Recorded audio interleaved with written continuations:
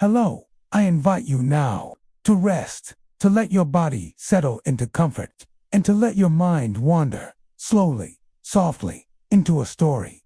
Take a gentle breath in and let it fall away, as though the air itself carries away the weight of your day. Feel the bed beneath you, the softness of pillows, the warmth of blankets.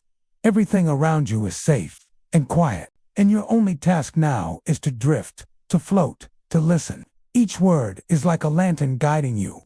Each pause, a soft step closer to sleep. And so, let us begin. Our story tonight begins with the hush of a medieval castle. Its walls stand tall against the sky, stone upon stone, built to last through centuries. And upon those walls paces a lone watchman.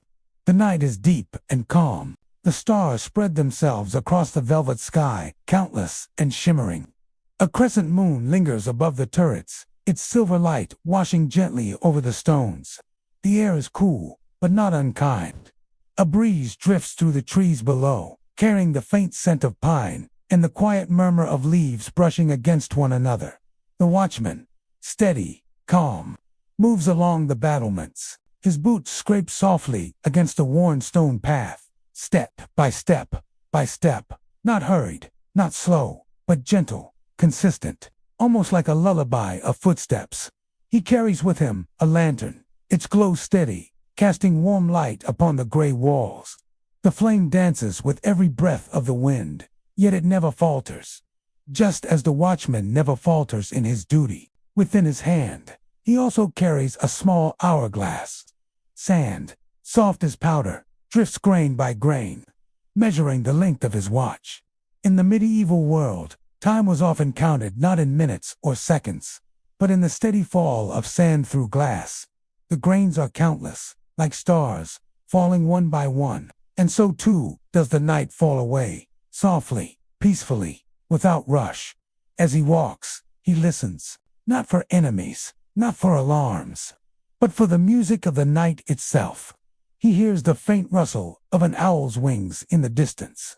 He hears the distant splash of water in the moat, where fish stir beneath the surface. He hears the quiet, almost inaudible hum of the wind as it slides between the stones. Every sound is a comfort. Every sound tells him, all is well, all is peaceful. The castle sleeps, the villagers sleep, and he too, though awake, drifts in a calm rhythm, lulled by the night. He pauses, leaning gently against the cool wall, gazing outward. From this high place, he can see fields stretching endlessly. The crops shimmer faintly in the moonlight. Beyond them, a forest sighs softly with the wind. And above it all, the sky stretches wide, filled with stars. In the Middle Ages, men like him believed that the stars were not only guides, but also signs, that their patterns could tell of harvests to come, or the fate of kings. Tonight, however, the stars are not omens. They are simply companions, distant and glowing, watching as silently as he does. The watchman adjusts the strap of his cloak. It sways gently with the breeze, brushing softly against the stone. He breathes deeply. The air is cool, and it fills his chest with calmness, clarity. Each breath feels like the beginning of rest. Inside the castle walls, all is quiet. The great hall is empty, except for the low glow of dying embers in the hearth. Long tables are bare, the feast of earlier hours cleared away. The benches are pushed in, the rushes upon the floor scattered gently by footsteps long past. Only the faint crackle of wood remains, soft as a whisper, fading ever so slowly. The watchman continues his circuit. His lantern flickers against carved stone, walls marked by centuries of history. Battles fought, families raised, generations passing under the same stars. He knows that, though he is only one man, one watch in the long span of time, his steps, his presence, his gentle walk tonight, are part of something endless, something eternal. And so he walks, slowly, softly, step by step, lantern swaying gently in his hand, hourglass ticking silently with the fall of sand. And with each step, the night deepens. The stars glow brighter.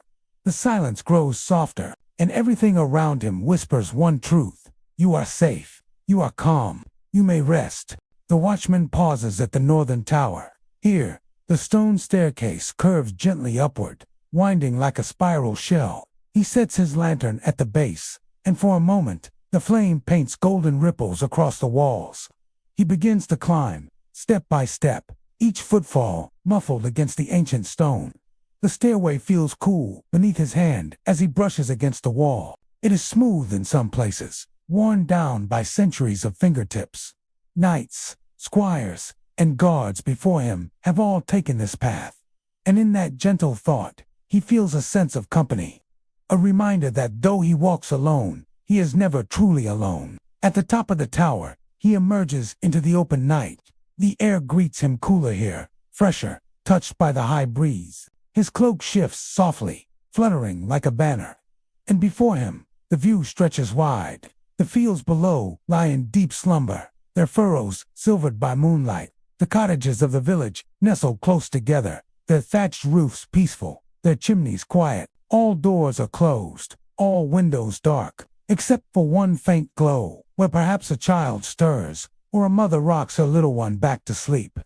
The watchman lets his eyes rest there, and a calm thought rises, even in the stillness of night. Life moves gently on. Someone else is awake, perhaps whispering lullabies, perhaps humming softly, as he too watches over the night. From the tower, he can see the forest in greater detail. The trees stand as dark guardians, rooted deep in the earth. Their crowns whisper in the night breeze, a language older than stone, older than castles, and somewhere among them, perhaps a fox stirs, or an owl glides silently on feathered wings. The watchman leans upon the battlement, resting his lantern beside him. He draws forth the small hourglass once more, tilting it in the moonlight. The sand continues to fall, a thin, endless stream. He watches it for a time, and the rhythm of its descent matches the rhythm of his breath, slow, gentle, unhurried. In the Middle Ages, such hourglasses were prized tools. They guided monks in their prayers, bakers in their ovens, sailors upon the seas. Tonight, it guides only the watchman's heart, reminding him of time's quiet flow, and reminding you, dear listener, of the same truth. Time can pass gently.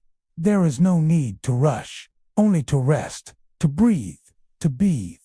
He closes his eyes for a moment, not to sleep, for his watch continues, but to feel the air, the quiet, the calm. Behind his eyelids, the sounds of night grow sharper, the soft rustle of his cloak, the sigh of the wind as it curls around the tower, the faint drip of water somewhere in the courtyard below, where rain from earlier still gathers. He opens his eyes again, slowly, as though the night itself is rocking him in its arms. The stars above seem brighter now, more numerous, more present, and he remembers the teachings he once heard from an old monk, that each star was like a grain of sand, scattered across the sky by the hand of creation, an endless hourglass, inverted by the heavens themselves. The thought comforts him, and perhaps it comforts you too. For just as the stars endure, so too does peace. It waits for you. It surrounds you. Even now, it fills the space around you like soft air, inviting you to rest deeper. The watchman lifts his lantern once more, its light glowing against the stone battlements. He begins to walk again, tracing the circle of the tower, step by step. He touches the cold stone beneath his fingertips, and in doing so, he feels connected to all who came before. Below him, he sees the faint glimmer of the moat. Its waters shift and glisten with the light of the moon, forming ripples like silk. He imagines the fish stirring below, their movements slow, gentle, almost dreamlike. The sound of water, faint but steady, drifts upward to meet him. For centuries, moats were built not only for defense, but also for beauty. And in this moment, their beauty is clear, water flowing, reflecting stars, mirroring the quiet sky above, a picture of stillness, of balance, of timeless calm. The watchman sighs softly, a sound not of weariness, but of contentment. He knows the night is long, but the hours are kind. They move as gently as the sand in his hourglass, as gently as breath in and out, as gently as dreams that drift upon the mind. And you, too, can let yourself drift, just as he lets his thoughts wander. You may allow yours to soften, to dissolve. You are safe, as he is safe. You are watched over, as the castle is watched over. And you may rest. Step by step, he continues his path around the tower.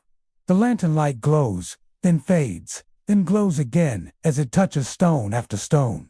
His pace is steady, his breathing calm, his presence unwavering. And the night stretches onward. A tapestry of silence and stars.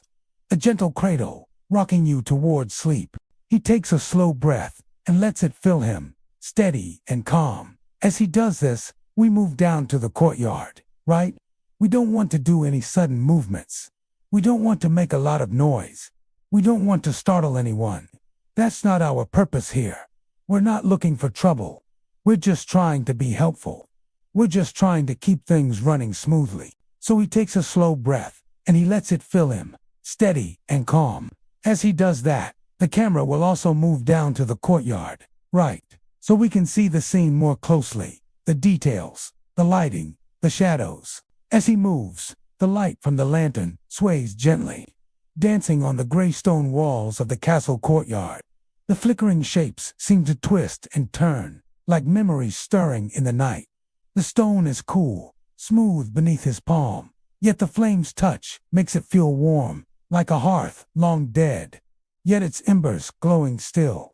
And this is just a beautiful moment of peace, right? It's really just about taking a moment to breathe, to observe, to appreciate the surroundings. You know, this is a place of peace. This is a place of stillness. There's nothing to disturb us here, so let's just take a moment to enjoy it.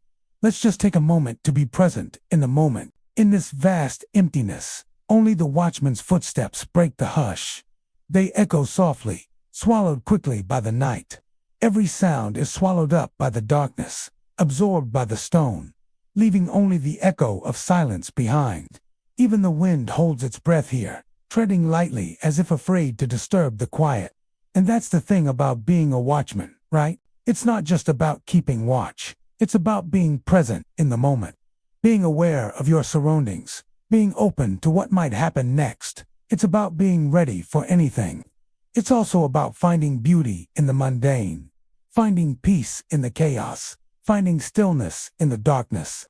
The watchman's eyes are sharp, keen from years of watching over the sleeping town. His gaze sweeps over the ramparts, searching for any sign of trouble, any hint of danger. But there is nothing, only the darkness, endless and unbroken, stretching as far as he can see. And the watchman is not afraid of the darkness. He welcomes it. He knows that in the darkness, he is safest. He knows that in the darkness, he is most alert. He knows that in the darkness, he is most himself. For a watchman is more than a guard, a protector, a lookout. He is a listener. He is a dreamer. He is a seer. He is one who sees in the darkness what others cannot. He is one who hears in the stillness what others cannot. He stands at the edge of the parapet, the wind whipping his cloak around him, his lantern held high, casting a circle of light on the cobblestones below. And as he watches, he sees the stars wheeling in the heavens, the clouds scudding across the moon, the trees swaying in the distance. And he sees all of these things and more, for he has the eyes to see with, the ears to hear with, and the heart to understand. He is a watchman, and this is his watch. And as he watches, he remembers when men lived among these very ramparts, when life echoed within those same stone walls, when laughter rang out across this very courtyard, when horses neighed and armor clanked and banners flew. He can almost hear the clash of arms, the rumble of drums, the shouts of battle. He can almost see the knights charging into the fray, the archers taking aim, the catapults hurling their missiles. But all of that is gone now. All that remains are the stones and the memories. He is a watchman, and he is bound to keep those memories alive, to keep the stories of the past alive, to keep the spirit of the castle alive. For a castle is more than just a pile of stones. It is a fortress of memories, a monument to stories, a sanctuary for dreams. It is a place where the past comes alive, where history whispers on the wind, where legends are born, and the watchman is its keeper. He turns and walks slowly along the parapet, his footsteps echoing in the silence, his lantern bobbing. casting flickering shadows at his feet. And as he walks, he thinks of all the people who have walked here before him, the kings and queens, the lords and ladies, the knights and squires, the servants and villagers. All of them have left their mark on these very stones, their laughter and tears, their hopes and fears, their triumphs and tragedies. He is a watchman, and he is the last of them. He reaches the highest tower in the castle, its peak lost in the clouds. The wind is strongest here, whipping around the tower, moaning through the battlements. The lantern flame dances wildly, threatened by the gusts, but it refuses to be extinguished. From up here, the whole world stretches out beneath him. The town sleeping peacefully in the valley, the river winding like a silver thread, the hills rising in the distance. Like sleeping giants, he can see for miles and miles in every direction, and he feels a sense of peace settle over him. Let us sit together here on the edge of this ancient castle, high above the world, wrapped in the silence of the night, warmed by the flicker of a lantern, and let us watch together as the hours drift by. For there is something magical about these quiet moments, something powerful in the stillness, something healing in the darkness. And so let us stay here a while and soak up the peace, the true peace that only comes when we are still, when we are quiet, when we are present. And as we sit here, let us remember that we are not alone. For there are spirits all around us, the spirits of the past watching over us, the spirits of nature guiding us, the spirits of love comforting us. Let us sit here until our hearts are full, until our souls are healed, until our minds are clear, and let us take this peace with us as we go about our day. The watchman climbs the narrow stair that leads to the southern wall. His lantern glows against the stones, guiding each step with a soft, golden circle of light. The stones are cool to the touch, rough in some places, smooth in others, worn by the passage of countless feet before him. As he ascends, the air grows slightly cooler, touched by the open winds that drift from the fields beyond. At the top, he steps out onto the wall walk once more. The battlements rise at his sides, solid, strong, protective. He pauses, resting his hand on the cold stone, and peers outward. Before him stretches the farmland, fields divided by hedges, their furrows silver beneath the moon. The land sleeps, every furrow hushed, every blade of grass bending gently under the weight of dew. Farther beyond, the shapes of barns and cottages are faint outlines, like children curled under blankets. The watchman breathes deeply, inhaling the cool night air. It smells faintly of earth, of hay, of life at rest. He imagines the villagers asleep in their cottages, families gathered close, wrapped in blankets of wool, dreaming quietly under thatched roofs. Somewhere, perhaps, a hearth glows faintly in the dark, embers sighing as they settle into ash. It is a comforting thought that so many rest safely while he keeps his watch. He walks along the wall, his boots scuffing softly against stone. Step by step, steady and sure. Above him, the stars glimmer. They seem to move ever so slowly, tracing their endless circles through the heavens. He knows that ancient scholars once charted these paths, believing that the stars held influence over every moment of life. Whether or not it is true, the stars seem to whisper guidance tonight. They whisper peace. He passes a narrow slit in the wall, an arrow loop.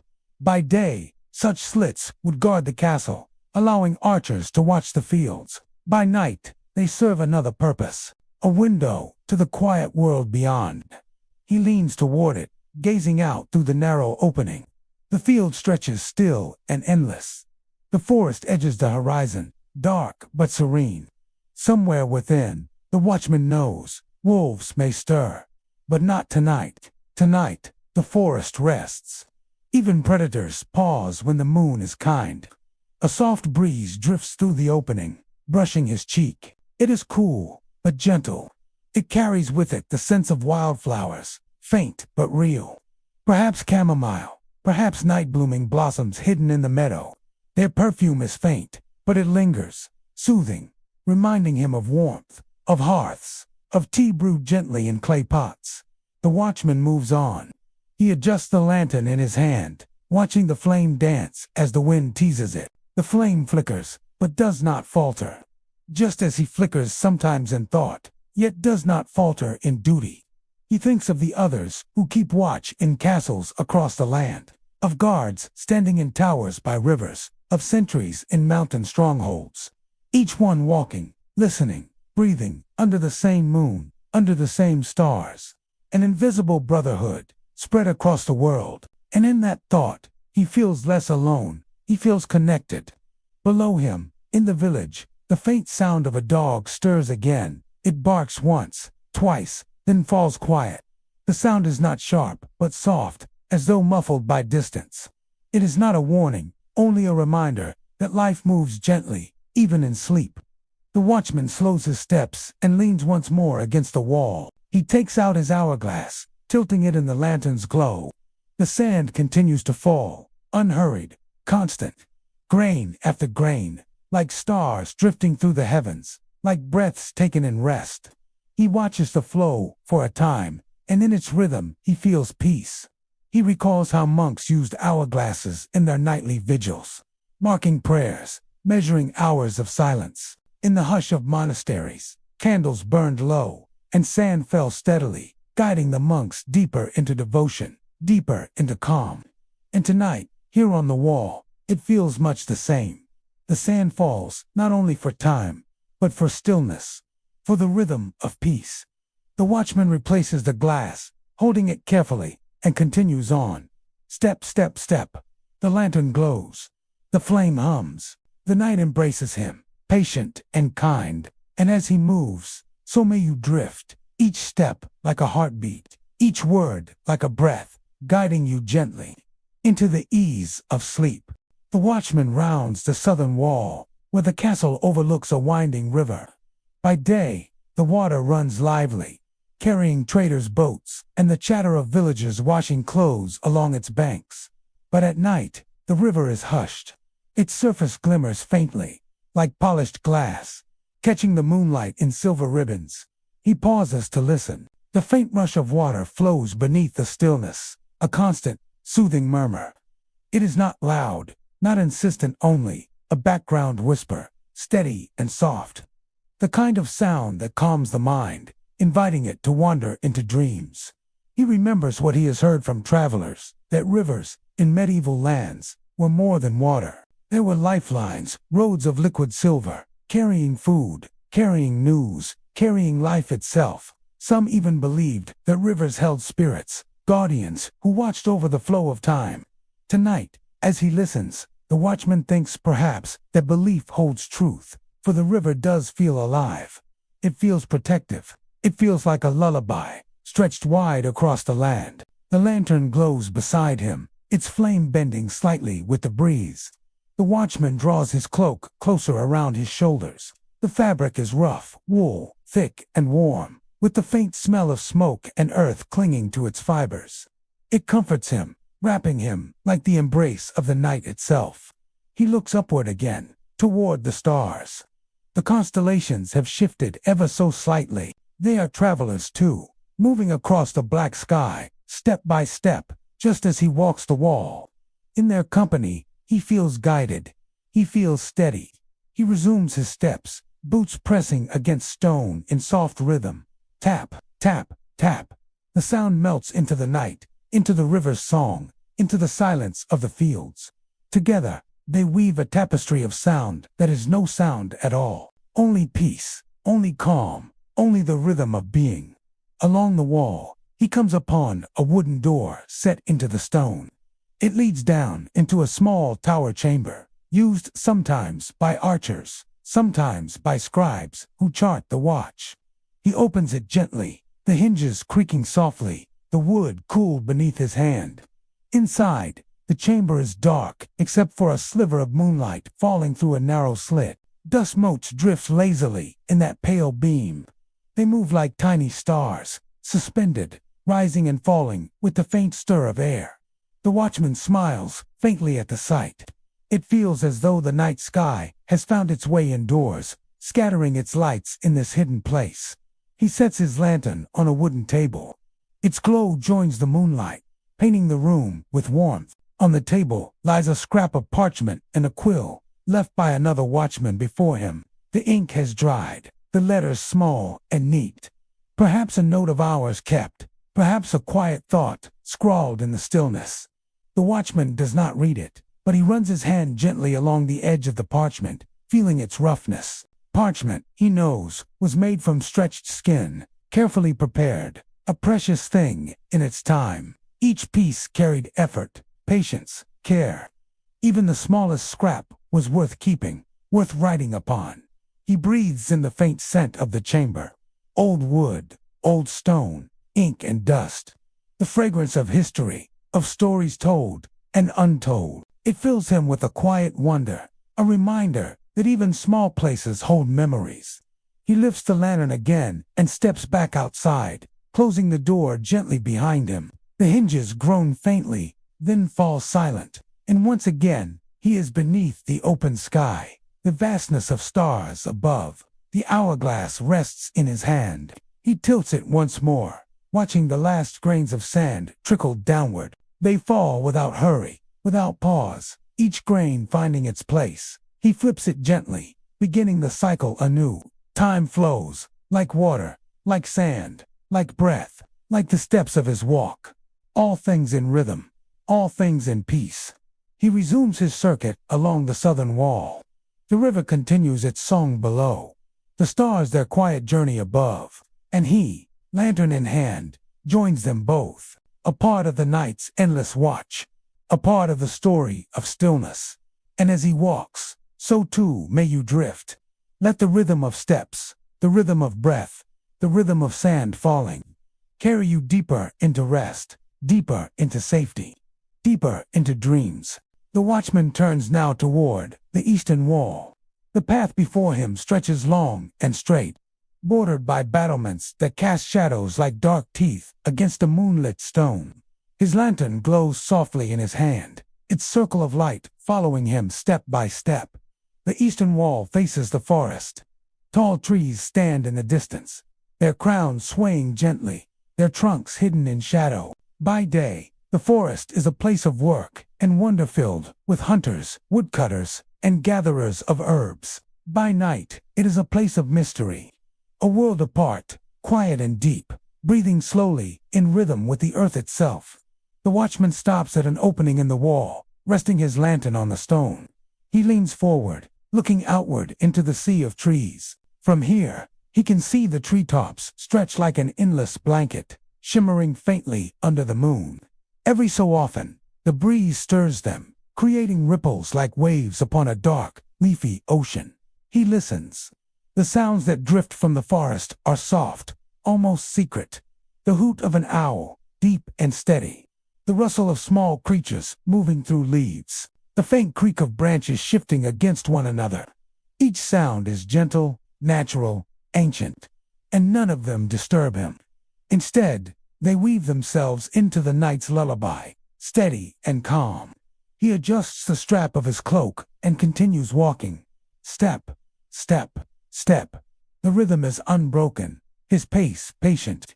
He knows that every wall must be walked, every angle watched, every tower visited. But tonight, that duty feels less like labor and more like a meditation, a prayer spoken not with words, but with steps. As he walks, his thoughts wander, as thoughts often do when the world is still. He remembers hearing once that forests were believed to be enchanted, that spirits dwelled among the trees, watching silently. Some feared them, others revered them. Tonight, the watchman feels no fear, only reverence. The forest feels alive, yes, but alive in peace, like an old friend standing watch beside him. The lantern flickers as a breeze curls along the wall. Its flame bends low, then straightens, glowing even brighter as if in answer. The watchman shields it with his hand for a moment, though he knows it is strong. Lanterns, fueled with oil, often burned long through the night, steady companions for men like him, and so it burns on, its glow guiding him gently forward. He comes upon another tower, square and strong. The doorway is low, the arch rounded, stones fitted tightly together. He steps inside, the lantern casting light upon the spiral stair that curls upward. The air here is cooler, touched with the scent of damp stone. His boots echo softly as he climbs. Step by step, the sound rises, then fades, swallowed by the tower's hollow. At the top, he emerges into the open. The tower stands higher than the wall, granting him a wider view. The forest stretches endlessly eastward. Beyond it, the faint shimmer of a marsh glows under the moon. Its surface reflects like a broken mirror, each pool catching starlight in fragments. The watchman lingers there. The wind is stronger at this height, brushing against his cloak, playing with the flame of his lantern. He closes his eyes, letting it wash over him. It feels cleansing, like cool water against warm skin. It carries away heaviness, leaving only lightness.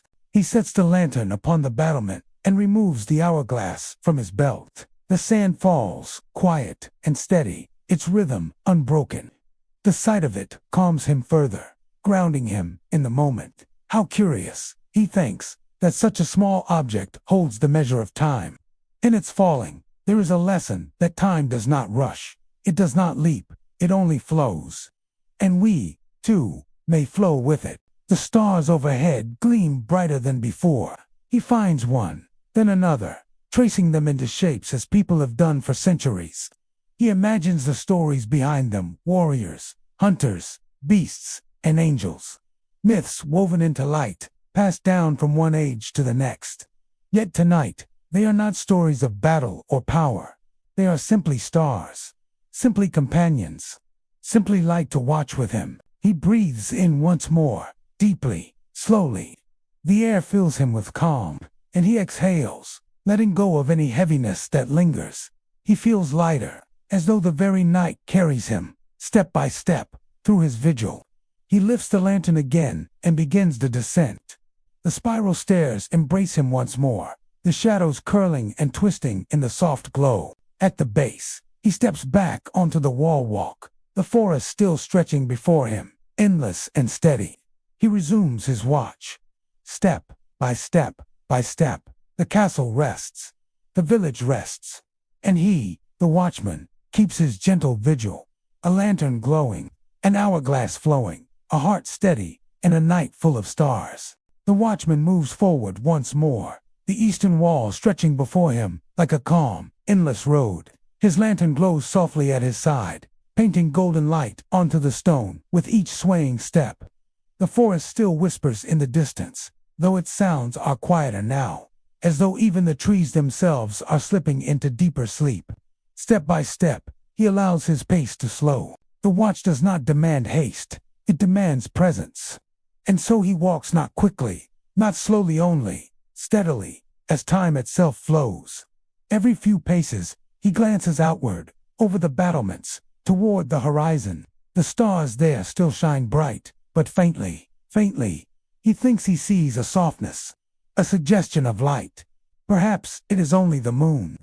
Perhaps it is something more, the first invisible thread of dawn weaving itself into the fabric of night. He exhales gently.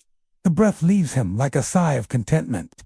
The castle walls hold him secure, stone built upon stone, each block carrying the memory of hands that placed it there long ago.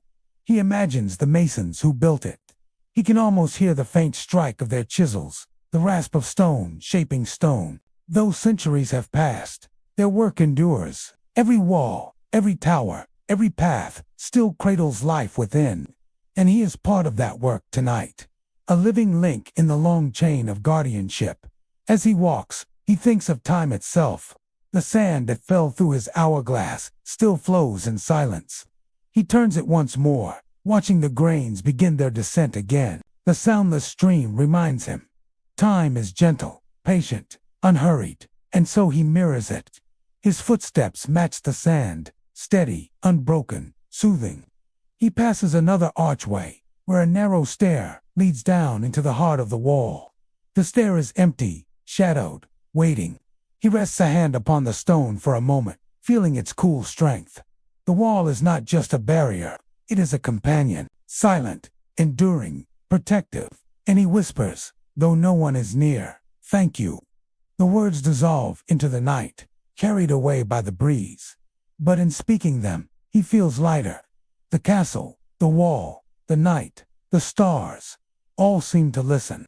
All seem to answer with stillness, as though acknowledging his quiet gratitude.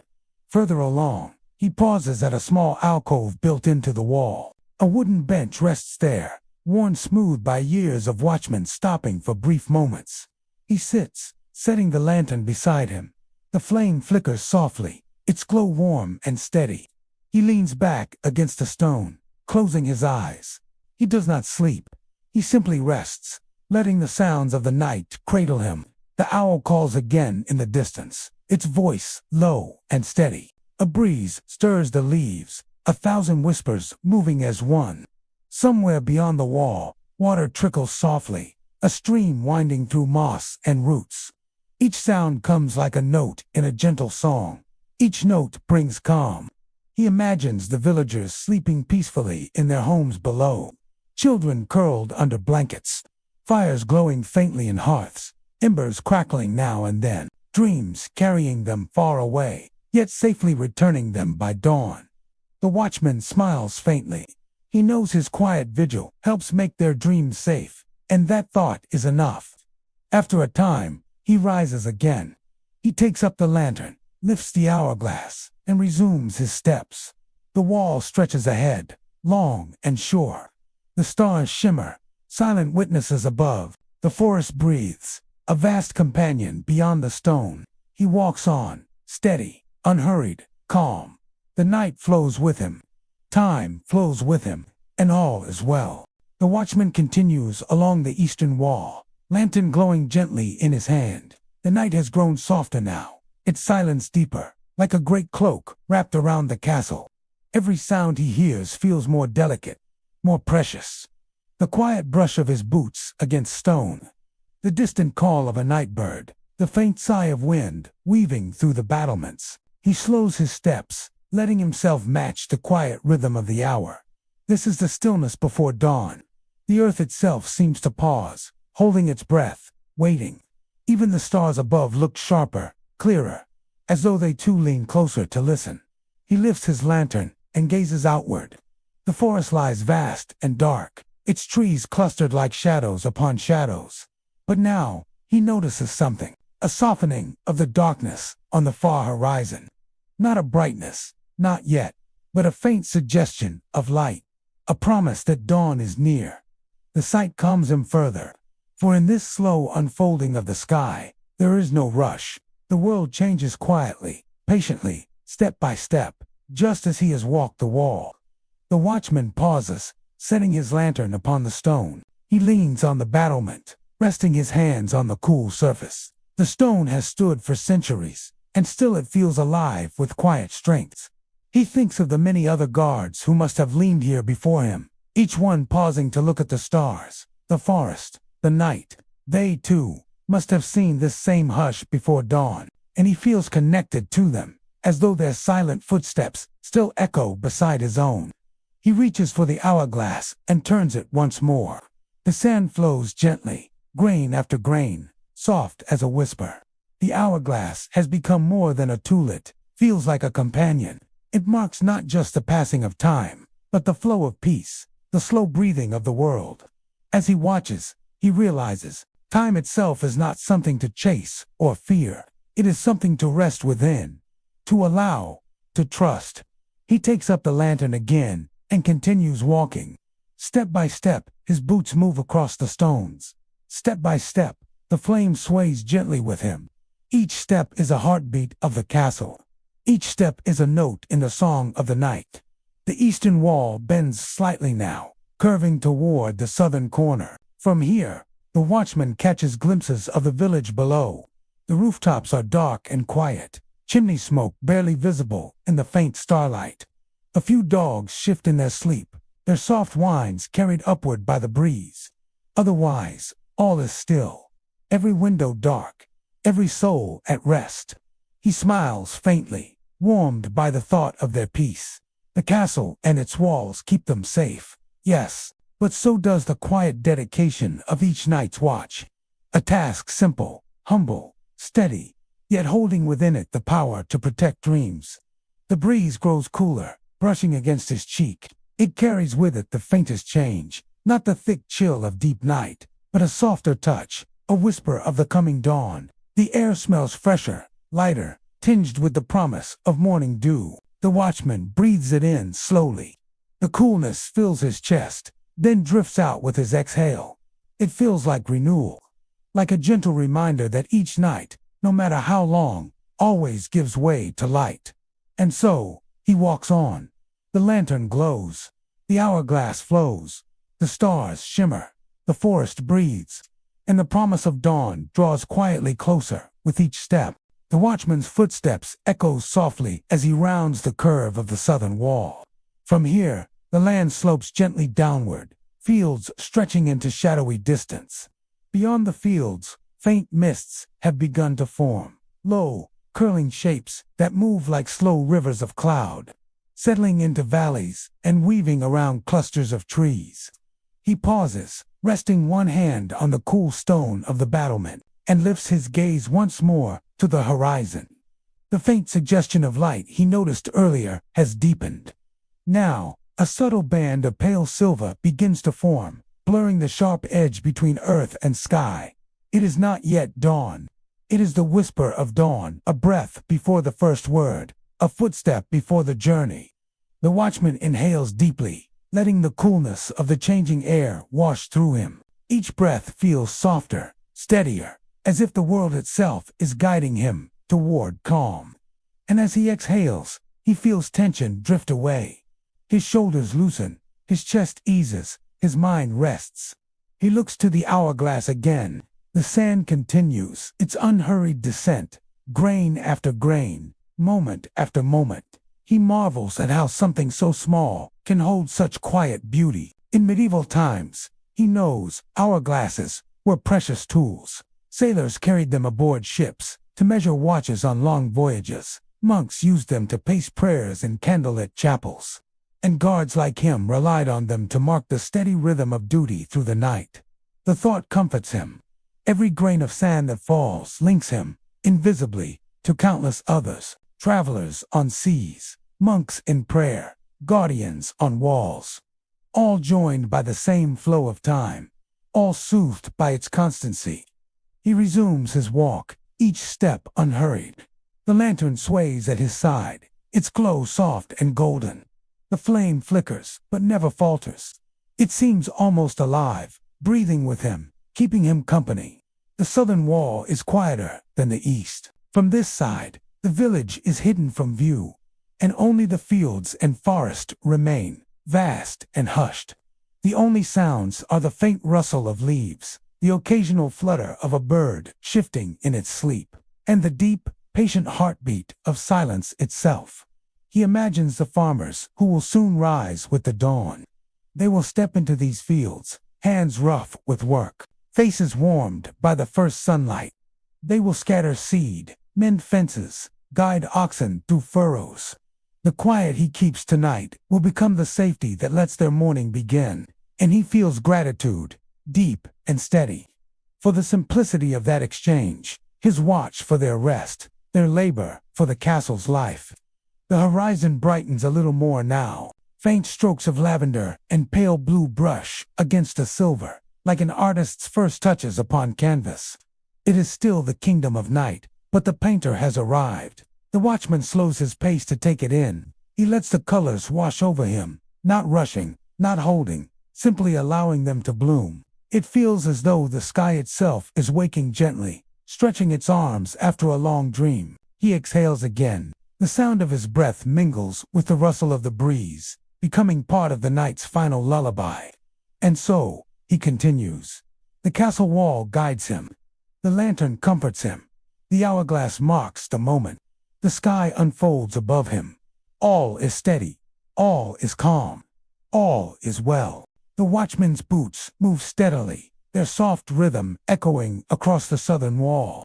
He notices the silence, shifting, subtle, delicate, like silk slipping through fingers. It is no longer the silence of deep night. It is the expectant hush that arrives just before the first notes of morning.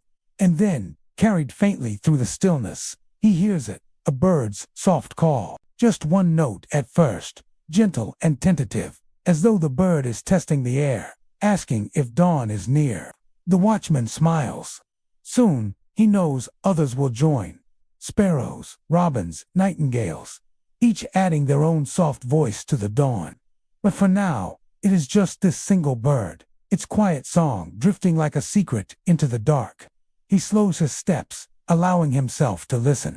The sound is not loud. It does not break the silence. Instead, it folds into it, becoming part of the night's gentle music. He thinks of how medieval villagers often marked the hours by birdsong. The crowing of roosters, the calls of larks, the chatter of sparrows, all became living clocks, guiding farmers and travelers long before church bells rang. The thought comforts him. Time measured not by ticking hands or glowing screens, but by voices of the earth itself. It feels more natural, more soothing, like listening to the heartbeat of the land. He breathes in deeply, the coolness of the air, tinged now with a faint dampness, dew forming quietly on grass and stone.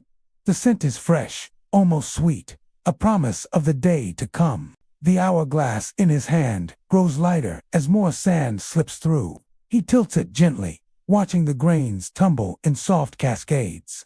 It reminds him of the first morning frost, or of flour falling through a baker's sieve in the castle kitchens. Simple images, ordinary tasks, yet soothing in their familiarity. He resumes walking, lantern swaying gently at his side. The flame glows golden, casting its soft circle of light onto the stones. But he notices now that the lantern's glow feels less necessary. The faint silver of dawn is slowly lifting the darkness, layer by layer, like curtains being drawn aside. The watchman feels a quiet peace settle in his chest. He has walked these walls in full darkness. He has walked them beneath the watchful stars, and now he walks them into the first light of morning. Each stage of the night has carried its own beauty, its own rhythm, its own calm. He passes a narrow tower where a torch flickers in its bracket. The flame dances lazily, its smoke curling upward like a ribbon. In medieval castles, such torches often burned all night, not only to guide guards, but to symbolize constancy. A light that never fails, a flame that stands against the dark. He pauses to adjust the torch, steadying it so its flame burns evenly. The act is simple, yet it feels meaningful. A gesture of care, a reminder that even the smallest light matters. The bird sings again. This time, its note is joined by another, a softer voice from farther away. The watchman tilts his head, listening. The chorus is beginning, slowly, gently, like ripples in a pond. The sky responds in kind. The pale silver of the horizon deepens into soft rose and faint gold, colors blooming as though the heavens themselves are waking from a dream. The stars, once sharp and bright, begin to fade, their glow softening until they are no more than faint memories. The watchman breathes in once more, letting the quiet transformation wash over him. It is not sudden, it is not loud. It is a slow, tender unfolding, as though night is bowing gracefully, handing the stage to day. And so, he walks on. The lantern glows, the torch flickers, the hourglass flows, the birds sing, and the dawn draws ever nearer. The watchman's footsteps soften as he rounds the western wall. This side faces the forest, a dark stretch of trees that seems endless, their outlines black against the paling sky. For hours they have been silent, the branches unmoving, the woods as still as carved stone. But now, a breeze stirs. It begins faintly, high among the tallest branches, a sound like whispers moving from tree to tree. Then it drifts lower, brushing the undergrowth, caressing leaves, swaying blades of grass along the forest's edge. The watchman breathes in deeply. The air carries with it the scent of damp earth, of pine and moss, of wood that has stood for centuries. The breeze feels cool against his face, soothing and refreshing, like the gentle touch of a hand guiding him toward calm. He notices how the sky above the forest has changed again. The pale silver of earlier has deepened into hues of lavender and rose. Faint strokes of peach and gold weave upward, layering themselves into soft gradients. It is as if a painter, with the gentlest of brushes, has begun to fill the sky with color, careful not to wake it too quickly. The birds respond. The single calls of moments ago, have now blossomed into a chorus. One by one, sparrows and robins, wrens and thrushes, add their voices to the dawn. Their songs overlap in tender patterns, not chaotic, but harmonious, like instruments tuning together before a quiet symphony. The watchman slows his walk to listen. The sound drifts across the fields, over the castle walls, through the quiet stone corridors within. It is not a loud music, but a steady, joyful murmur of life awakening. He remembers how, in medieval times, villagers often listened for the lark's morning song to know when to rise for work. Bells were useful, but nature always rang first. The lark's call was as reliable as the sun itself, an alarm clock of wings and feathers. The thought makes him smile. Here he stands, a guardian of the night, yet guided now by the gentlest herald of morning. The lantern he carries glows softly still, but its light grows faint compared to the coming dawn. The flame flickers as if knowing its task is nearly done. The watchman lifts it slightly, watching how its golden glow melts into the pink and gold horizon. Two lights meeting, one of fire, one of sky. The hourglass feels lighter in his hand. He tilts it, noticing only a small stream of sand remains above. Soon, his shift will end. Soon, the castle will wake. But for now, he continues. Step by step, stone by stone, he follows the curve of the wall. His breath is slow, his heart steady, his mind calm. The forest rustles once more as the breeze drifts through. The sound mingles with the chorus of birds, the faint crackle of the torch he passed earlier, and the soft whisper of his own footsteps. All these sounds together create a lullaby of dawn, gentle and serene, guiding anyone who listens deeper into rest. The horizon brightens, the colors spreading higher, painting the sky in layers of warmth. It is not yet the brilliance of sunrise. It is the promise of it, the quiet breath before the sun reveals itself. And so, the watchman walks. With each step, the night fades further, and the day begins to glow. The watchman pauses at the northern tower. From this height, he can see farther than before, fields rolling out beyond the moat, a ribbon of river glinting faintly in the shifting light, and the faint outline of distant hills, their peaks still cloaked in night's shadow. He sets the lantern gently upon the stone ledge. Its glow flickers, warm and steady, but already the world is brighter than its flame. He cups his hands around it, shielding the little fire as though in farewell, before letting it continue burning on its own. Above, the sky changes again. The lavender tones deepen into rose, the peach swells into glowing gold, and along the horizon, a sharp line of light begins to appear. It is thin at first, delicate, like a thread of molten metal, but it grows steadily, stretching across the land. The watchman exhales slowly. This is the moment he has been waiting for. The moment every night leads to, no matter how long, no matter how dark. The chorus of birds swells with excitement. Their voices rise, layered one upon another, a living celebration of dawn.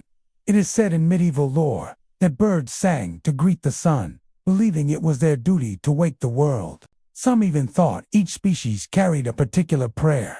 The robin's song for love, the lark's song for hope, the dove's for peace. The watchman imagines this might be true. The sound is too joyful, too perfect, to be anything less than a gift. The breeze stirs once more, carrying with it the chill of night, giving way to warmth. It brushes over the stones of the wall, through the watchman's hair, and across the fields beyond. Soon, that same air will warm under the sun's touch, but for now, it is crisp, refreshing, a reminder of the world's quiet rhythm. He rests his hands upon the cold battlement. The stone feels damp with dew, its rough surface softened by the moisture. He imagines how the masons, long ago, cut and carried these heavy blocks, stacking them high to form this very wall. Each stone, a fragment of human effort, each one set with care to guard the lives within. The thought humbles him. He is but one watchman, walking a single night's path. Yet he is part of something larger, a chain that stretches through generations, all bound by the same duty, to keep watch until dawn. And then, there it is. The first edge of the sun lifts above the horizon, Golden light spills across the land, filling the fields, touching the river, and warming the distant hills. The castle walls catch the glow, their gray stone turning honey gold, shadows softening as light spreads over every corner. The watchman closes his eyes briefly, letting the warmth touch his face. It is gentle, not yet fierce, but enough to melt the last chill of night. He breathes in slowly, a deep, steady rhythm, as though inhaling the very light itself. The birds sing louder still. The sky blazes brighter, its colors richer, as the sun climbs steadily upward. Day has come, and with it, the night's long watch has ended. The first golden beams spill across the courtyard below. Shadows stretch long and soft, as though reluctant to leave the safety of night. The flag above the tower stirs faintly, its fabric touched by light, the colors revealed where moments ago there was only darkness. The watchman lifts his gaze. The lantern beside him glows faintly still, but in the full presence of dawn, its fire appears small, almost shy. He tilts his head, listening to the gentle crackle of its flame, a final whisper of the night's work. Below, the castle begins to stir. A wooden door creaks open near the kitchens. A faint clatter of pots and pans follows, accompanied by the muffled voices of servants, beginning their day's tasks. The smell of smoke curls upward as a hearth is lit, a thread of warmth weaving through the cool air. He smiles softly. These sounds are not loud, not hurried, but tender, like the first movements of a lullaby, shifting toward a gentle awakening. The watchman continues his path, circling the final stretch of wall. The fields beyond shimmer with dew, each droplet catching the morning light like scattered gems upon the grass. It reminds him of old chronicles that spoke of dew as heaven's blessing, gathered carefully by alchemists at dawn for use in their experiments. Some believed it contained hidden properties, a drop of the divine woven into water. He imagines an alchemist in a distant village, collecting dew in little glass vials, careful not to disturb the fragile spheres that vanish with the rising sun. Such quiet rituals, delicate and patient, feel very much like his own watch, a tending of fragile hours, guarded until morning. The birds have not ceased their chorus. Now, swallows join in, darting gracefully through the sky, their wings cutting arcs of silver and shadow. Their cries sound sharper, yet still sweet, as though celebrating their flight. The watchman pauses at the final tower, looking down upon the gate. Soon, it will open to admit the farmers from nearby fields, their wagons creaking with goods, their greetings carried across the courtyard. Soon, children will run along the paths, their laughter echoing off the stone. Soon, the stillness will shift into the rhythm of day. But in this moment, before the bustle begins, there is peace. The peace of completion, of a duty fulfilled, of darkness faithfully guarded until light has returned. He sets the hourglass upon the ledge. All the sand has fallen, its lower chamber filled, its upper one bare. The last grains rest still, a quiet symbol of time measured and kept. He leaves it there for the day watchman to find, a silent passing of responsibility, just as countless keepers before him have done. The watchman stretches his shoulders gently, feeling the release of muscles that have carried him through long hours. His body is tired, but his heart is calm. The night has been safe, the castle secure, and now the light has returned. He lifts the lantern once more, cupping its warm glow in his hands. Then, with a small breath, he extinguishes the flame. The smoke curls upward in a delicate ribbon, fading quickly into the morning sky. The watchman watches it vanish, as though night itself were drifting away with it. And then, he turns toward the stairs, ready to descend, ready to rest. The watchman's boots find the first step of the winding stair. The stone beneath his soles feels cool, the curve of the steps spiraling gently downward. With every careful stride, the air grows warmer, less touched by the night breeze, and more filled with the quiet hearth scent that drifts upward from the waking castle. The walls of the stairwell are lit dimly by the faint blush of dawn filtering through narrow slits. These openings, once meant for arrows and defense, now serve as windows of light, spilling soft beams across the passage. Dust motes drift lazily in each ray, tiny stars within the stone chamber. The watchman runs his hand gently along the wall. The stone is rough in some places, worn smooth in others, the record of countless hands that have descended this way before him. He thinks of the guards of centuries past, men and women who kept their own long vigil, walking the same path, feeling the same mix of weariness and calm at the end of their duty. Step after step, the spiral carries him down. The lantern, though unlit, rests lightly in his grip, a familiar weight now silent in the growing day. Its emptiness mirrors his own readiness to rest, a tool whose task is complete for the moment. At the bottom of the stair, a wooden door waits, heavy and iron-bound. He pushes it open with steady strength. It groans softly, the sound echoing in the hallway beyond, before settling back into stillness.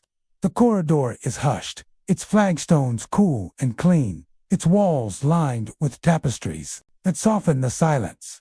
Threads of woven stories hang before him, knights riding to tournaments, queens presiding in their courts, hunts in great forests with hounds and falcons. The colors are faded, yet their shapes remain, whispering of a past still alive in fabric. The watchman lets his eyes rest on one tapestry in particular, a scene of a lone tower, stars above it, and a figure keeping vigil with a lantern raised high. He smiles faintly at the familiarity. Though woven long ago, it seems to mirror his own night's work, as though reminding him that his role is timeless, part of a story greater than himself. A faint sound drifts from deeper within the castle. The shuffle of feet, the clink of water being poured into a basin, the quiet murmur of voices preparing bread. The world is waking, but gently still, as though careful not to disturb the last traces of night. He passes through the corridor slowly, his pace unhurried, his breath steady. Each step takes him closer to rest, closer to the comfort of his chamber, closer to the peace of sleep. The corridor opens into a broader hall, its high ceiling supported by beams darkened with age. Sunlight peeks in through tall, narrow windows, falling across the flagstones in long, golden stripes. The light feels softer here, as if the castle itself knows to welcome the day slowly, with grace and patience. The watchman moves gently, his boots barely whispering against the stones. He passes a servant carrying a basket of linens. The young boy steps careful, his eyes still heavy with sleep. They exchange a quiet nod, no words needed, for both understand the hour, one finishing his duty, the other just beginning. Soon, the watchman reaches a wooden door set into the side of the hall. The iron latch is cool beneath his touch, and the door swings inward with ease. This is his space, his small chamber tucked within the castle's heart, a place of rest after long hours of watching. The room greets him with simplicity. A narrow bed with woolen blankets, a small table holding a clay cup, a stool beside the hearth, where last night's embers still linger faintly, glowing like tiny stars in ash. The air is warmer here, carrying the faint aroma of wood smoke and the comforting dryness of stone walls. It is not grand, not filled with riches, but it is peaceful, a sanctuary after the wide, open night. The watchman sets the lantern down upon the table. Its frame feels lighter now, its task finished, its flame resting just as he soon will. He runs a hand over its handle, a small gesture of gratitude. How many nights had it guided him, its glow a companion in the stillness? He moves to the hearth, kneeling beside it for a moment. With gentle breath, he stirs the faint embers. They glow brighter for a moment, as though acknowledging his presence, before settling back into calm. He smiles softly, content to leave them be, knowing they will fade naturally into the day. Turning, he lowers himself onto the bed. The woolen blanket is rough to the touch, yet warm, woven by careful hands who tended sheep and spun their fleece into comfort.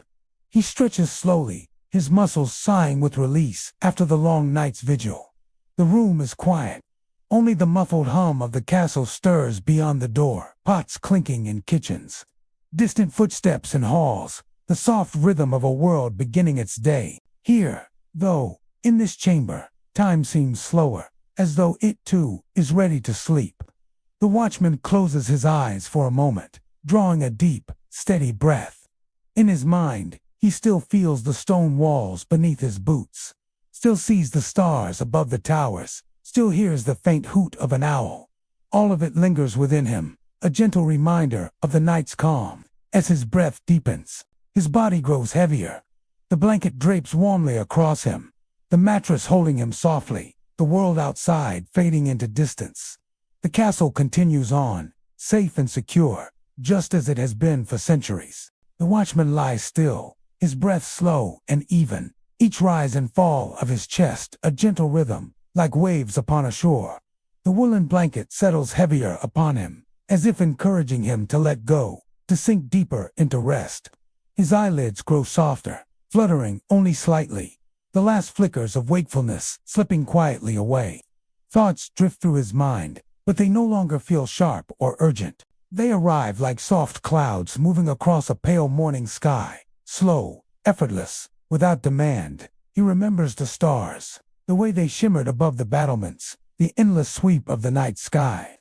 It seemed so vast, so eternal, yet also so gentle, as though keeping watch over him, just as he had kept watch over the castle. He remembers the hourglass, the grains of sand flowing silently downward, each grain like a heartbeat, measuring time with quiet patience. He wonders, in his fading thoughts, how many countless watches have been marked by such sands. How many nights, across centuries, have dissolved like this one, grain by grain, until dawn broke once again. He remembers the owl, its wings a shadow against the moonlight, its call a soft echo in the trees. There was wisdom in that sound, a presence both mysterious and reassuring. He imagines the owl, still circling, keeping its own vigil, just as he had kept his. The memories drift together now, no longer in sequence, but blended, woven into the tapestry of rest. Stone walls, stars, lantern light, the hush of the moat, the sigh of the breeze, all of them overlap in his mind, becoming less like recollection and more like a dream. The heaviness in his limbs deepens. His hands rest loosely at his sides. His shoulders ease into the mattress. Every muscle, every joint, releases its tension like rope uncoiling. The faint sounds of the castle, voices, footsteps, distant work, grow softer, as though muffled by layers of wool. They are still there, but far away now, like echoes from another world. In their place rises a deeper silence, a silence that is not empty, but full of peace, full of safety, full of rest. His breath becomes the only sound he hears, a slow, steady current that carries him farther from waking. Each inhale draws him deeper inward. Each exhale releases him into the gentle embrace of sleep. The lantern on the table catches the dawn light for a final moment, its glass glowing faintly, as though reflecting his last thought. Then it too becomes still, a silent companion to his slumber. The watchman drifts, beyond thought, beyond memory, into the vast quiet of dreams. The watchman drifts into dream. It begins gently, like the slow unfurling of a banner in the wind. Soft colors appearing one by one, shapes forming from the quiet mist of his mind. He finds himself walking again, though this time not upon the castle's stone walls. Instead, a meadow stretches before him, endless and calm, its grasses swaying in a breeze that carries the fragrance of wild thyme and lavender. The air is warmer here, the sunlight golden, as though the dream has chosen to cradle him in its most soothing embrace. In the meadow's center, a single tree rises tall and steady. Its trunk is broad, its bark etched with lines that speak of centuries. Beneath its branches lies shade, cool and comforting, the kind of shade that feels like safety. He walks toward it slowly, his boots now soundless, the grass bending without resistance beneath him. When he reaches the tree, he rests a hand upon its bark. It is rough, yet warm with the memory of the sun. He leans there for a moment, feeling its strength, its stillness, its quiet life pulsing beneath. And then, faintly, he recalls an old tale once told to him that in medieval times, villagers believed great trees could hold the spirits of ancestors. Some would tie ribbons to their branches, or leave small offerings at their roots, whispering wishes or thanks. The watchman remembers this story and smiles softly. For here, in his dream, this tree feels alive with memory, as though countless voices have passed through its branches, leaving behind peace instead of burden. He settles beneath it, lowering himself into the grass. The meadow hums with gentle sounds, a bee drifting lazily from flower to flower, the distant trickle of a brook, the quiet hush of leaves stirring above him. Each sound is soft, reassuring, a lullaby of the land. He leans back against a trunk, closing his dream eyes, and lets the stillness seep into him. The earth beneath him is cool. The air upon his skin is tender. The vast meadow around him seems endless, but not lonely. Instead, it feels like a promise of rest that stretches forever. As he breathes, the dream shifts once more. Far across the meadow, he sees the silhouette of the castle, its towers softened by distance, its stones glowing warmly in the dream light. It is no longer a place of duty, but simply a part of the landscape, gentle and protective, like a guardian watching over both him and the world beyond. The sight comforts him. The castle is safe, the meadow is safe, the tree is safe. And within it all, he is safe. The meadow shimmers softly, and from its edge comes the faint sound of music. Not loud, not insistent, but as gentle as a stream slipping over smooth stones. The watchman lifts his gaze and sees a figure approaching. It is a bard, a traveling musician of the olden days, his lute cradled in his arms. The strings glimmer in the dreamlight, catching the sun as if spun from gold. The bard does not hurry. Each step is easy, his cloak swaying with the rhythm of the breeze. When at last he reaches the tree, he settles onto the grass, nodding kindly to the watchman, and begins to play. The melody is slow, simple, a tune made not for dancing, but for resting. It drifts upward, mingling with the rustling leaves.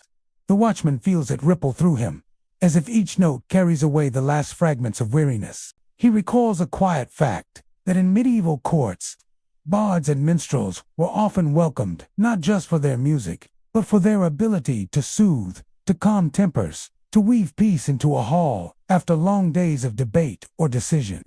The bard before him seems to embody that truth, his song softening the meadow air, making it thick with serenity.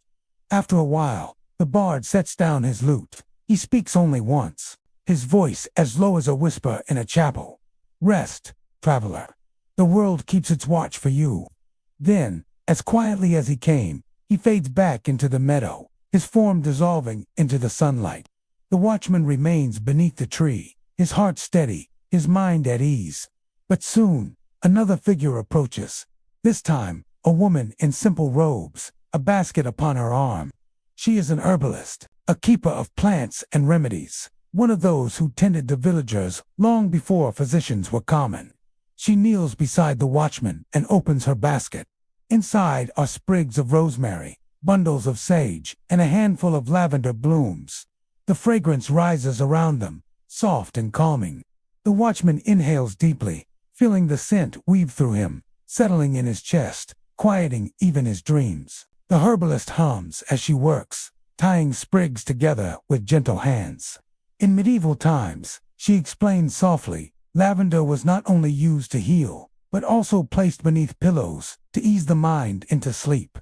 The watchman smiles faintly, recognizing the truth in her words, for he feels sleepier still, as though her presence alone is a potion of calm.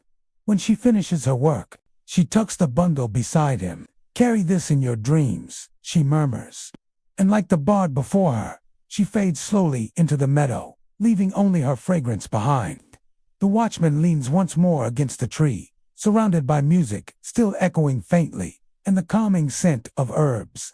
The dream has become a sanctuary, woven from care, from history, from timeless quiet. The meadow fades, softly, like parchment being turned to the next page. The watchman now finds himself indoors, though the transition is seamless, gentle as a breath. He sits in a warm chamber, its walls of stone, softened by candlelight. The glow flickers against shelves of books and scrolls, their spines worn with age, their parchment edges curling slightly. This is a scriptorium, the quiet heart of a monastery. At a wooden desk nearby, a monk works patiently. His robes are plain, his posture calm, his quill scratching softly across the page. The sound is steady, rhythmic, almost like the beating of a heart. The watchman observes in silence, and the monk eventually looks up. His face is serene, his eyes kind, as though lit by the same gentle flame as the candles. Without speaking, he gestures for the watchman to come closer. The watchman steps quietly to his side, peering at the page. There, in delicate strokes, the monk copies words from a larger volume. The script is neat and flowing, each letter drawn with care. Around the margins, small flourishes appear. Tiny vines, flowers, a bird here, a star there. The monk whispers at last, his voice low and measured. In times long past, we preserved the world with ink and patience. Each word written slowly, each thought captured gently. The world outside was loud with change, but here, in this stillness, we kept the quiet things safe. The watchman feels a deep peace in these words. He thinks of his own nightly duty, walking the walls, keeping the castle safe, and now he sees the monk's task as a mirror of his own. One keeping the body safe, the other keeping the mind. The monk continues his work, the quill moving gracefully, dipping into ink, gliding across the page. The scent of beeswax candles fills the chamber, mixed with the faint, earthy perfume of parchment. The air is hushed, but not empty. It hums with the presence of thought, with centuries of careful hands, with voices preserved in silence. The watchman breathes deeply, the steady scratch of the quill becoming almost hypnotic. It is slow, measured, reassuring, the kind of sound that pulls one gently toward sleep. The monk closes the book at last, resting his quill. He folds his hands and speaks one more time. Even in darkness, light may be kept alive. Even in silence, the voice of the world continues. Then, like the bard and the herbalist before him, the monk fades, the chamber dissolving into quiet mist.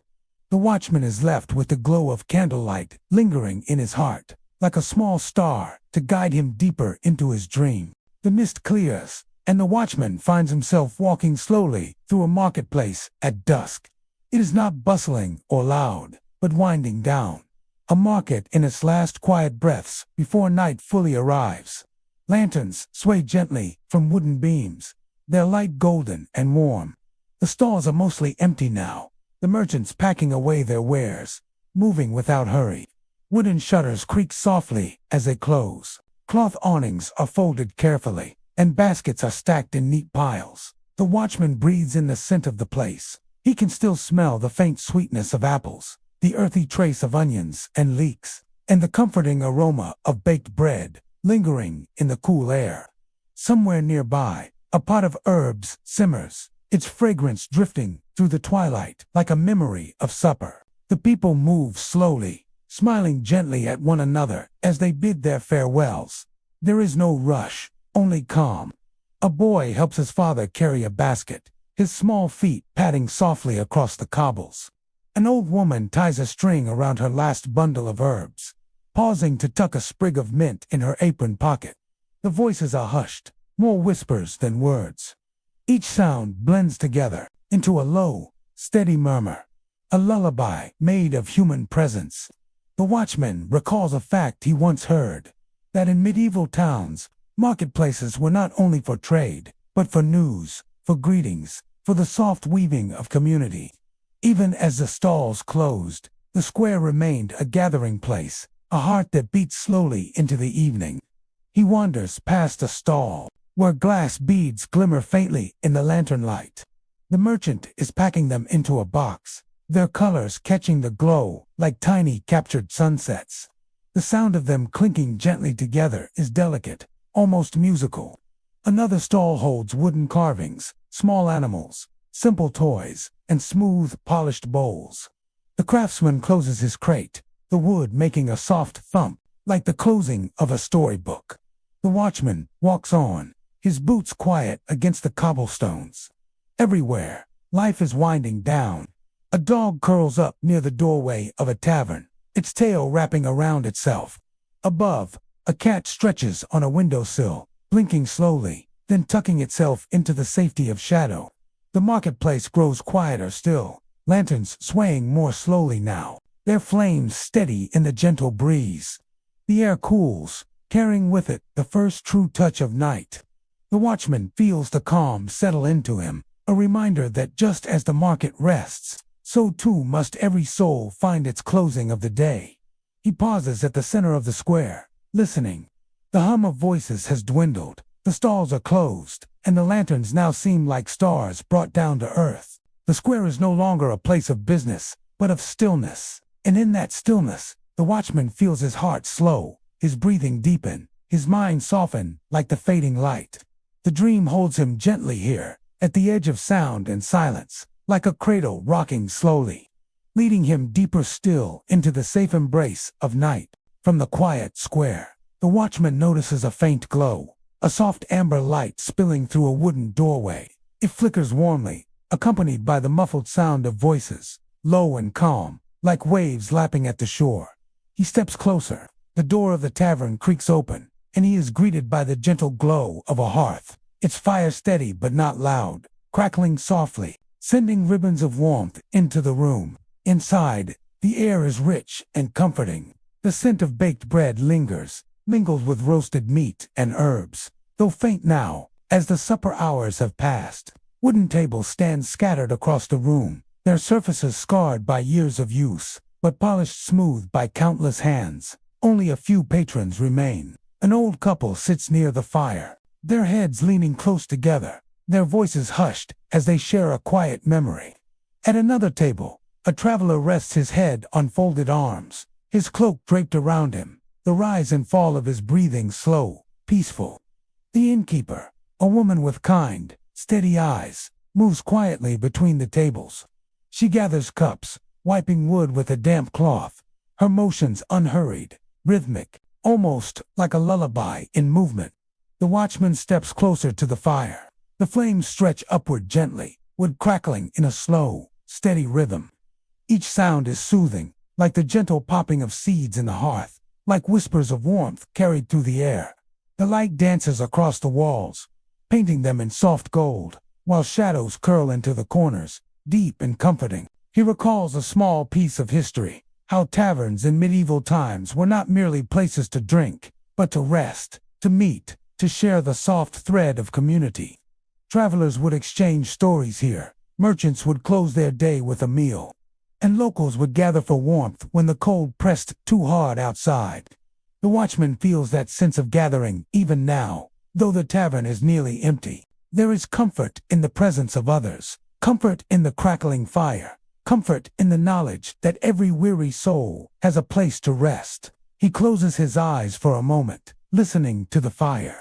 The sounds blur together, the faint hum of conversation, the soft creak of wood, the steady, breathing warmth of the hearth. It feels like the castle walls themselves have taken him in, offering him this pocket of peace. When he opens his eyes again, the tavern is quieter still. The couple by the fire has gone, the traveler sleeps soundly, and the innkeeper douses the last of the lamps.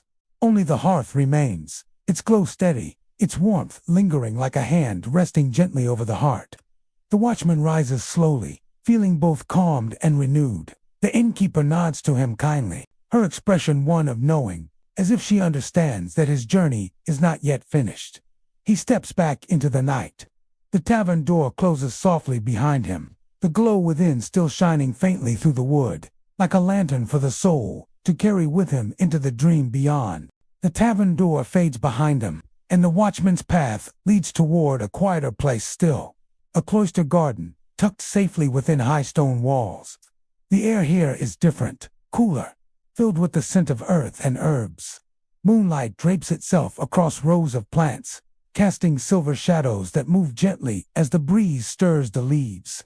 At the center of the garden, a fountain whispers. Its water trickles softly, falling into a stone basin, with the sound of a gentle lullaby. Each droplet seems to echo, stretching the silence into calm.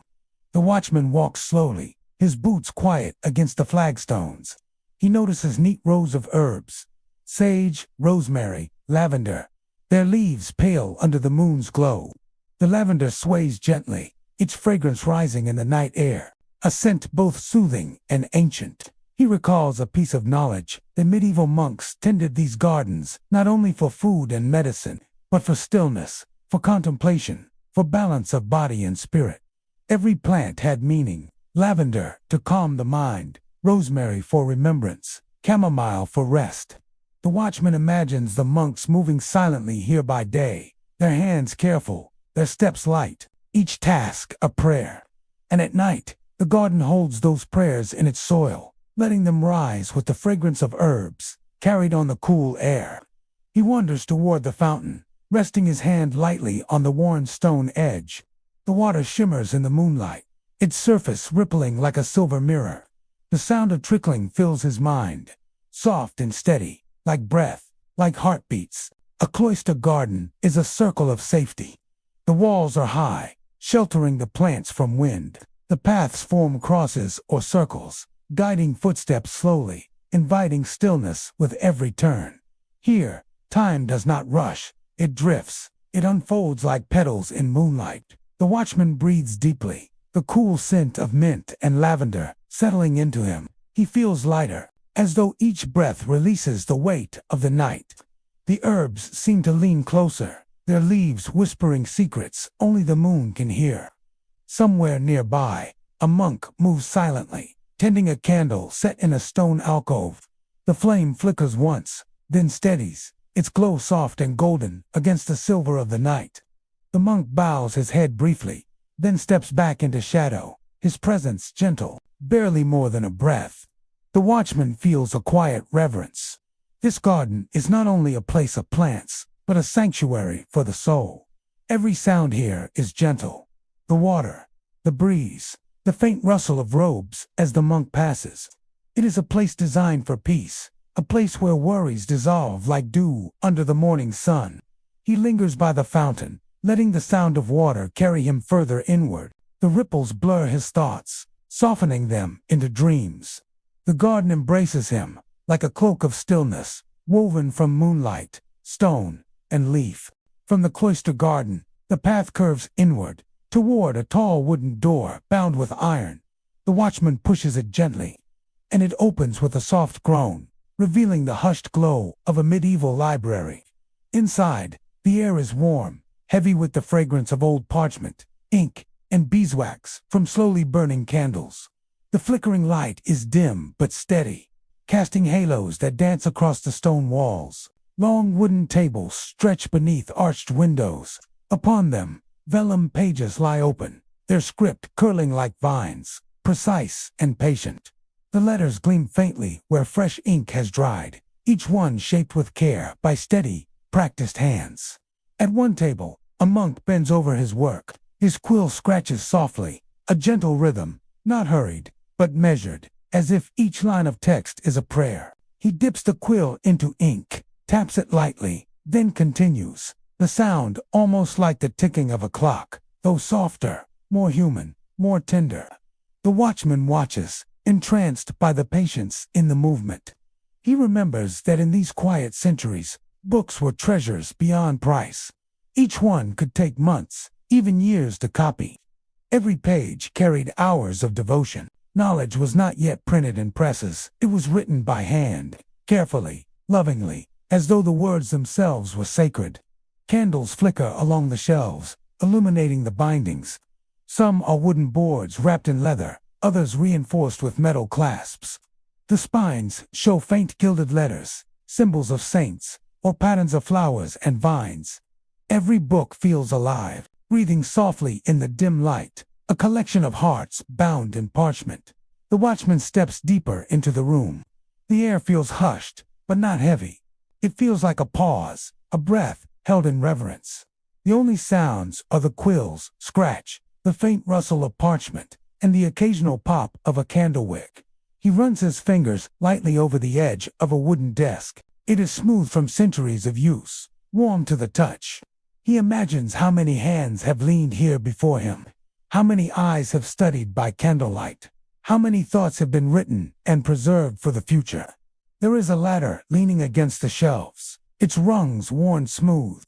The watchman imagines a monk climbing carefully, searching for the right manuscript, his candle lighting the spines as he moves upward. The ladder creaks softly, and the sound lingers in the quiet air, echoing faintly like a memory. The watchman pauses to look out the window. The moon shines through the glass, casting silver light across the stone floor. Dust motes drift gently in the glow, like tiny stars suspended in air. The world outside is dark and silent, but here, knowledge glows quietly, a beacon that never sleeps. He sits on a wooden bench. The quill's sound continues nearby, steady and soothing, like the rhythm of waves, like the heartbeat of the library itself. He feels the weight of the night ease, his mind softened by the calm devotion of the scribes. In this place, words are not loud. They whisper, they soothe, they rest gently on the heart. The watchman's eyes are drawn to a table set apart from the others. Upon it lies a single manuscript, its cover dark, edges gilded faintly in gold leaf that catches the flicker of a nearby candle. He steps closer, and the gentle air of reverence grows stronger, as though this book carries a weight greater than words alone. The cover creaks softly when opened, revealing a page unlike any he has ever seen. Colors shimmer in the candlelight. Deep blues, brilliant reds, shades of green so vibrant they seem alive. Gold leaf gleams in intricate swirls, tiny flecks of radiance set into the patterns of flowers and vines. It is an illuminated manuscript, a treasure of devotion and patience. Every letter begins with a flourish, a decorated capital, painted with care by hands that likely worked months for a single page. The borders dance with shapes of birds and branches, as though the page itself were a living garden. The watchman breathes slowly, his eyes drinking in the gentle beauty. He recalls a truth whispered by the monks. These books were not merely written, they were crafted as offerings, meant to glorify both knowledge and faith. To read them was to step into a prayer. The candle beside him sputters softly, its flame bending as a draft passes. The gold leaf on the page flickers in response, glowing as though lit from within. It seems to shift like stars across a night sky, drawing the watchman deeper, inviting him to rest within its glow. He imagines the scribes who created it, grinding minerals into pigment, powdering lapis lazuli from distant lands to form the deep, celestial blue, pressing gold leaf into the parchment with tools delicate as breath, each step deliberate, each motion calm, an art of stillness. The room around him seems to fade, its stone walls softened by the glow of the manuscript. The watchman feels as though he is standing inside the page itself, wandering among vines of color, resting beneath painted trees, hearing the faint flutter of illustrated wings. The scratching of the quill continues faintly behind him, a reminder that even as he dreams, the work of patience carries on. The monks write, illuminate, preserve each page a fragment of eternity, each book a lantern of thought. He lets the manuscript rest gently beneath his hand, then closes it with care, its cover pressing shut with the faintest sigh of parchment. The candle beside him lowers, its wick bending, its flame small and golden. The library deepens into shadow. But within the watchman's heart, the glow of the manuscript remains, like a hidden star. The watchman leaves the manuscript in its glow, closing the heavy door with reverence. The soft creak fades, and the night air greets him again. He walks a slow corridor that opens into the castle's great hall. The space is immense, its ceiling lost in shadows, its stone walls lined with tall banners that hang heavy in the silence. At the far end, a hearth burns low. Not a fire, but embers, soft, glowing coals that pulse faintly with orange light. They crackle now and then, gentle, like distant whispers, their warmth still radiating into the cool vastness of the chamber. The watchman pauses. His boots sound soft against the flagstones. The hall feels alive, but not loud. It breathes with memory, with echoes of banquets long ended, of laughter and music now wrapped in sleep. Wooden tables stretch across the floor, their surfaces bare but polished, gleaming faintly in the ember glow. Benches rest in still lines, silent where once they creaked with the weight of weary guests. Above, banners stir faintly in a draught. They are marked with symbols, lions, stags, and fleurs de lis, emblems of pride and heritage. Their fabric sways gently, soft rustles echoing like sighs. The watchman walks slowly toward the great hearth. He feels the warmth on his face, welcoming after the cool of the stone corridors. The embers glow brighter as he nears, as if recognizing his presence. He sits on a bench close by and lets the calm heat seep into his bones. In the Middle Ages, great halls were not only for feasts, they were the heart of the castle, places where villagers gathered, where stories were told by firelight, where judgments were spoken, and songs lingered long after. Now, in the hush of night, the hall carries all those memories, woven into its very stones. The watchman imagines the music, a lute strumming softly, a drum keeping time, a bard's voice weaving tales of heroes and saints. He hears echoes of laughter, the clink of goblets, and the gentle clatter of wooden plates. But now, the music is silence. The hall rests, and the embers keep its dreams safe. A log shifts quietly, sending a small shower of sparks upward. They drift like fireflies, then vanish into shadow. The watchman follows them with his eyes, slow, steady, his breathing softening with each rise and fall. He feels the great hall is not empty. It is full of quiet protection. The stone arches curve above him, like outstretched arms, sheltering him, holding the night in stillness. Here, nothing intrudes. Here, the world is at peace.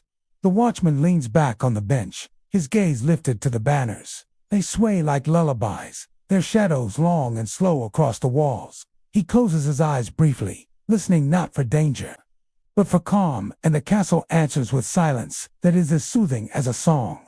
The embers glow steadily, their orange light breathing against the walls. The watchman, sitting quietly by the hearth, feels his mind soften, sliding toward memory, toward echoes. In the hush of the hall, he begins to imagine voices, at first faint, like a dream, half remembered, then fuller, warmer, the sound of a banquet long past. Wooden goblets clink together and cheer. Platters slide across the tables, bearing roasted meats, steaming stews thick with herbs, and bread dark with grain. The scent is so vivid in his mind that for a moment he could swear he smells cloves and cinnamon. Medieval feasts, he recalls, were not only about food, they were displays of abundance, of hospitality and power. And often, the courses ended not in silence, but in spiced wine, heated with nutmeg, ginger, and saffron, a drink meant to warm the body and soothe the spirit. The watchman imagines the goblets lifted high, wine shimmering red in firelight, steam rising in delicate curls. The hall, now empty and vast, fills in his memory with murmured voices, laughter that rolls soft and merry, the rustle of gowns and the clatter of boots. At the high table, a lord raises his hand, and the crowd hushes. A bard steps forward, his lute held close, fingers poised. The first note lingers in the air, clear, gentle, like the opening of a lullaby. The bard sings of travelers, of seas far beyond the castle walls, of knights who kept their oaths, and villagers who carried wisdom in baskets and songs. The watchman feels the verses wrap around him, each line slow, each word a step deeper into calm. He knows that such storytelling was as essential as the meal itself. For in an age without books for all, the voice of the bard carried history, tales, and dreams. Through song, the world widened, and the hearth became a gateway to elsewhere. The watchman's eyes open again, and the hall is empty once more. No platters, no goblets, no bard's lute, only embers glowing steadily, and banners swaying faintly in the draught. Yet his heart feels fuller, as if he has just sat among the feast, as if he has tasted the spiced wine, heard the verses, and joined in the gentle laughter. He lets the memory fade slowly, like smoke rising toward the rafters. What remains is the warmth of the embers, the hum of silence, and the deep comfort of knowing the castle holds not only stone and wood, but the echoes of all who ever lived within. The watchman rises slowly from the bench. The warmth of the embers lingers on his hands, and he takes one last glance at the hall wrapped in silence. The heavy door creaks open, and a cool breeze greets him, soft against his face. He steps out into the courtyard, and the sky above stretches wide, endless, painted in deep velvet. The stars glitter, each one clear and bright, shining through the night air. The moon hangs low, a pale lantern casting silver across the stone walls. Shadows soften under its glow, and the courtyard feels calm, bathed in quiet light. The watchman takes a deep breath. The air is crisp, tinged with the faint scent of damp earth and moss.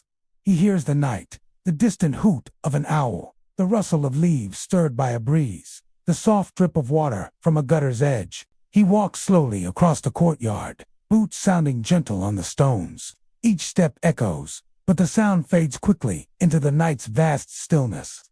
He looks upward again, to the constellations above. In the Middle Ages, the stars were more than decoration. They were guides. Knights and travelers read their positions, sailors steered their ships by them, and watchmen, like him, took comfort in their constancy. He traces the lines of Orion, the hunter's belt glittering bright. He sees the steady North Star, always pointing true, a beacon for wanderers. And he remembers how monks would mark the phases of the moon to measure time, how farmers looked upward to know when to plant, when to harvest. The sky, vast and unchanging, was a map, a clock, a storybook written in light. The watchman pauses in the middle of the courtyard. The moon spills silver across the stones, casting his shadow long and soft. He tilts his head back and lets the stars fill his vision. Each glimmer feels like a breath, a heartbeat, a lullaby sung from the heavens. The wind brushes through, cool against his cheeks. It carries with it the faintest sound, a stream far beyond the castle walls, its waters moving quietly in the dark. The watchman closes his eyes, imagining the stream winding gently, its ripples catching the starlight, its song soft and endless. He feels grounded, safe. The sky above is vast, but it does not overwhelm. It comforts, reminding him that the same stars watched over villagers in their cottages, shepherds on the hills, and travelers on distant roads. The watchman breathes deeply, his body softening. He feels not alone, but connected to the past, to the land, to the rhythm of night itself. And so he continues his watch, not just with his eyes, but with his heart attuned to the constellations that sing silently overhead. The watchman drifts toward the far side of the courtyard, where stone gives way to softer ground. Here, sheltered behind the castle walls, a small garden rests quietly under moonlight. The herbs, though humble, stand like guardians of the night. Lavender sways gently, its purple blossoms brushed by the breeze. Sage and rosemary grow close to the ground, their leaves carrying a faint, soothing fragrance when touched by dew. In medieval times, such gardens were more than decoration. They were healers in green. Rosemary was said to sharpen memory, lavender to calm restless minds, sage to ward away illness and keep the body strong. Each leaf and stem was treasured, a medicine chest tended by careful hands. The watchman walks slowly along the rows, breathing in their subtle scents. The cool night air carries lavender's sweetness, soft as a lullaby. The rosemary sharpens his senses, clear and fresh.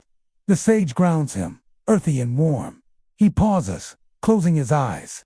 The fragrances mingle like whispers, gentle, calming, steady in his spirit.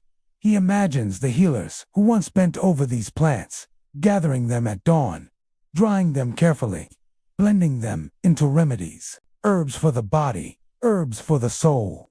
He feels the peace of knowing that these same plants have soothed countless weary travelers and countless restless sleepers. The night deepens. The stars above shine steady. The moon begins its slow descent. The castle is silent, secure, wrapped in shadow and silver light. The watchman makes his way back toward the great hall. His steps are slower now, his heart quieter. He knows his watch is nearly over, and dawn will soon stretch across the sky. Back at the doorway, he pauses once more.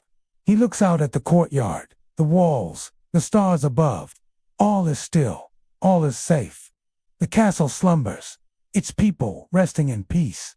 The watchman exhales deeply, a breath long and calm. He feels the weight of the night ease, replaced with a gentle promise of rest. Inside, the embers glow, faint but steady, still holding warmth. He lowers himself to the bench once more, letting the quiet embrace him. His eyes close.